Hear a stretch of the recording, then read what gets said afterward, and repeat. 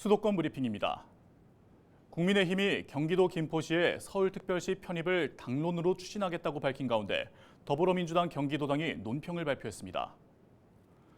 민주당 경기도당은 31일 논평을 통해 김포는 껌딱지가 아니다. 여기저기 막 갖다 붙이지 말라며 국민의힘의 서울시 편입 당론 결정을 비판했습니다.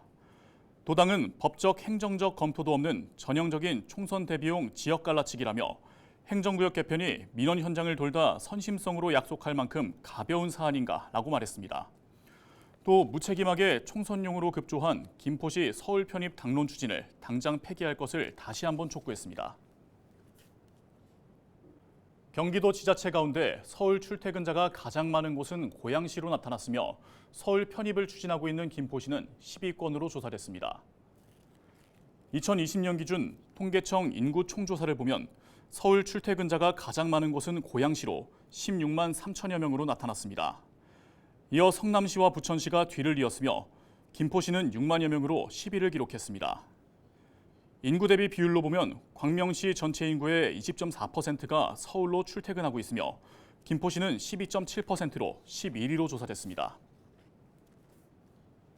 경기도가 2023 대한민국 지방시대 엑스포에서 경기 북부의 미래 청사진을 공개합니다. 엑스포는 오는 3일까지 대전 컨벤션 센터에서 열리는데요. 경기도는 교통망과 일자리, 관광 등 경기 북부 발전 전략을 제시합니다. 오후석 행정 2부지사는 경기 북부는 중첩 규제로 묶여 있지만 규제를 정비하면 경기도뿐만 아니라 대한민국의 경제 성장을 견인할 수 있다며 이번 엑스포를 통해 경기도 주요 도정에 대한 국민들의 적극적인 호응을 끌어내겠다고 말했습니다. 저출산 고령화 문제로 인해 2040년대에는 경제 성장률이 연평균 0%까지 떨어질 거라는 경고가 나왔습니다. 국회 예산처의 2024년도 예산안 총괄 분석 보고서에 따르면 국내 출산율이 반등하지 못한다면 2040년 총 인구는 4,916만 명으로 2020년 정점 대비 268만 명이 줄어들 것으로 예상됐습니다. 이는 교육과 국방, 근로, 납세 등 국민의 4대 의무에 모두 영향을 끼칠 것으로 우려가 되는데요. 특히 취업자 수 자체가 감소하는 동시에 취업자 중 고령 인구는 큰 폭으로 증가한다는 전망입니다. 고령화가 재정 지출에 영향을 미치면서 국내 총생산 대비 국가 채무 비중도 상승할 것이라는 분석이 나오고 있는데요. 이렇듯 인구 변화는 우리의 장기 경제 성장률 자체를 끌어내리게 됩니다. 인구는 우리 경제의 장기 성장률을 결정하는 핵심 요인입니다. 우리나라는 2년 뒤, 그러니까 2025년에 65세 이상 인구 비율이 20%를 넘는 초고령 사회로 진입하게 되는데요. 정부는 이를 막고자 지속적으로 과감한 예산 투자를 시도하고 있습니다. 하지만 그럼에도 유의미한 변화를 만들어내진 못했죠.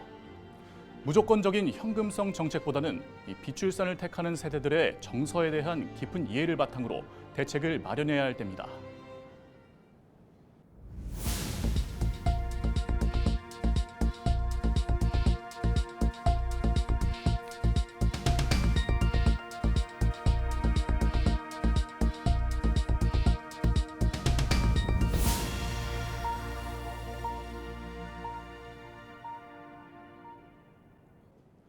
인천시 교육청이 제출한 학교 신설안이 행정안전부 공동투자 심사를 통과했습니다.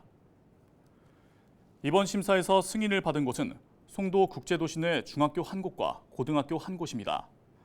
중학교는 37개 학급 1,000여 명 규모, 고등학교는 31개 학급 800여 명 규모로 건립될 예정입니다.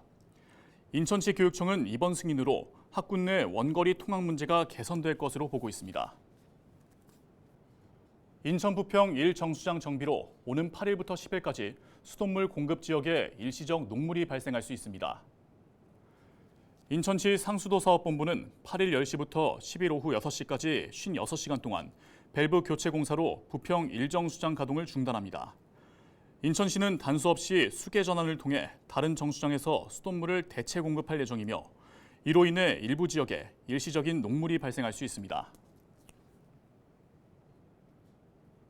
오늘 준비한 소식은 여기까지입니다. 지금까지 수도권 브리핑이었습니다.